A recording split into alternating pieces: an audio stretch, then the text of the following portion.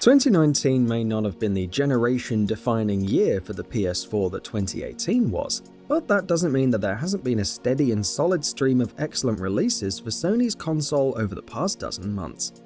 From remakes to new IPs, from virtual reality games to anticipated sequels, from smaller unique titles to new entries in massive properties, 2019 has seen a little bit of everything come out for the PS4. With the year coming to an end, here we'll be recognizing the best of the best, listing out our nominees for the best PS4 games of 2019, before concluding with what we felt stood above all the others in that group of games. Without further ado then, let's get started.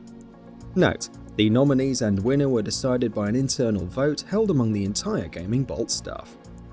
The nominees are SEKIRO: Shadows Die Twice.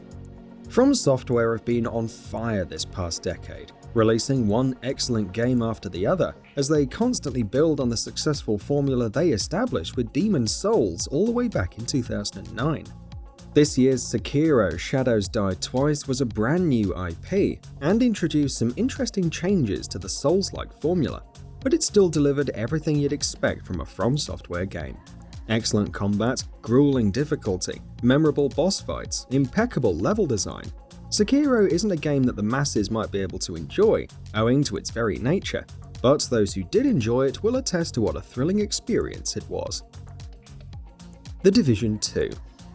While the looter-shooter space has been dominated by games that launch in unfinished states and receive updates and fixes from developers over time, Ubisoft's The Division 2 proudly launched packed full of content. The campaign itself is excellent and meaty enough to be worth the price of admission, even if you play solo, but even outside of that, there's tons to do. Since launch, Ubisoft have made a couple of questionable decisions that haven't sat well with some of the community, but by and large, The Division 2 is a game that the developers at Ubisoft Massive have every right to be proud of. Resident Evil 2.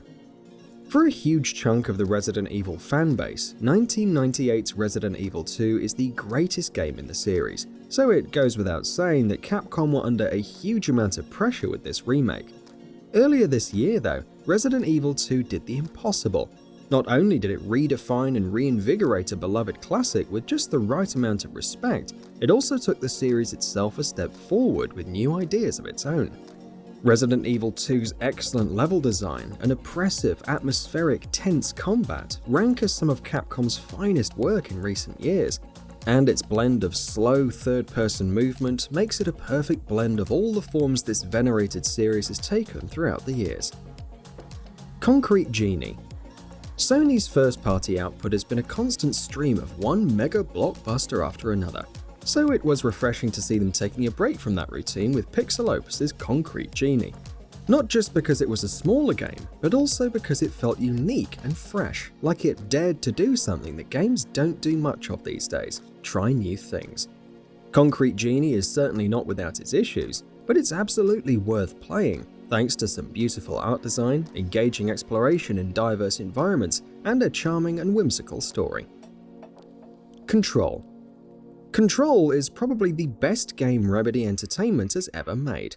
And that's no small praise. This is a studio that's made Max Payne 2 and Alan Wake, but Control's just that good. The constantly mysterious cloak and daggers of the oldest house make for not only one of the best settings we've seen in games in a long time, but it also makes for engaging exploration. Juggling the unique service weapon with Jesse's arsenal of telekinetic abilities makes combat and traversal an absolute blast, and all of it is underpinned by an excellent written and masterfully told story full of mystery, intrigue, and purposeful ambiguity. Star Wars Jedi Fallen Order. EA's tenure as the company in charge of Star Wars games has been rocky at best and disastrous at worst. But no matter how bad things got over the last year or so, we've all been confident in the quality of Jedi Fallen Order, simply because it was being developed by Respawn Entertainment. Thankfully, the game lived up to expectations, and delivered the story-driven single-player Star Wars adventure we've all been craving for so long. Not only that, the game also boasts of excellent combat, a great approach to difficulty and accessibility, a story that Star Wars fans can't help but enjoy, and compelling exploration, making for one of the best Star Wars games we've played in years. Blood and Truth. The frequency with which we get games that showcase the stunning potential of VR has been increasing of late, and Sony too have been investing in this area heavily. Last year we got the wonderful Astrobot Rescue mission, while this year we got SIE London Studios' cinematic first-person shooter Blood and Truth, which turned out to be much better than most of us had expected. Action-packed, well-acted, brimming with thrilling set-pieces and firefights, and boasting a surprisingly engaging story, Blood and Truth is perhaps one of the best surprises of this year. Death Stranding. Death Stranding is an odd game that can be really difficult to explain the merits of, but just a little time with it instantly conveys its strengths to the player. From its striking imagery to its incredibly compelling and addictive gameplay loop, from its amazing atmosphere to its intricately dense mechanics, from how unique it is to its typically stylistic and off-the-rails narrative, Death Stranding is entirely unlike anything else on the market. It manages to successfully blaze a new trail, and that's something that's become exceptionally rare to see in recent years.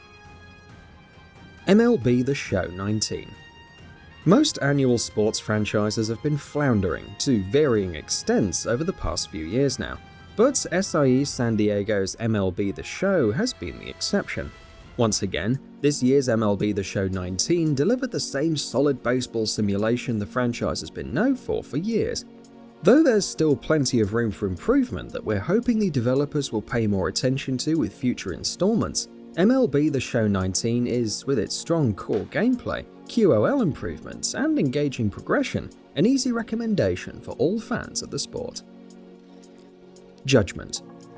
Yakuza is in a transitional period, with Kazuma Kiryu's story having wrapped up, and next year's Like a Dragon taking the franchise in a much different direction. This year, as a stopgap between the two, RGG Studio released a spin-off in the form of Judgment, a game that was simultaneously fresh and familiar. Though it had a completely new cast of characters, Yamagi and Co still proved to be excellent personalities, while the game still had that narrative flair the Yakuza series has always been known for. Add to that addictive minigames, tons of side activities, fun combat, and some interesting new mechanics to tie into the game's central detective motif, and Judgment turned out to be yet another impressive notch on RGG Studios' belt of accomplishments. And the winner is Death Stranding. You expect a game to deliver a certain level of quality, a very high level, if you see the words a Hideo Kojima game printed on its box. Death Stranding is different, not only from your typical open-world title, but also from anything else Kojima has ever worked on before. But though it's different, it maintains that quality that Kojima games are always associated. By its very nature, this is a game that is not for everyone. But if you do buy into the experience Death Stranding is trying to deliver, you'll find it easy to acknowledge the game's accomplishments. Its traversal-focused mechanics and unique social elements intertwine to create an open-world experience unlike any other, and it all takes place against the backdrop of the kind of vivid and compelling high-concept narrative and setting you'd expect to see in a Kojima game. There aren't enough developers in the AAA space looking to take risks and experiment with things, and Kojima deserves all the credit in the world for boldly doing so with Death Stranding. And that wraps it up. If you like what we're doing, please consider subscribing to our channel. We upload new videos daily, so make sure you don't miss them by subscribing. We appreciate your support, and we thank you for checking us out.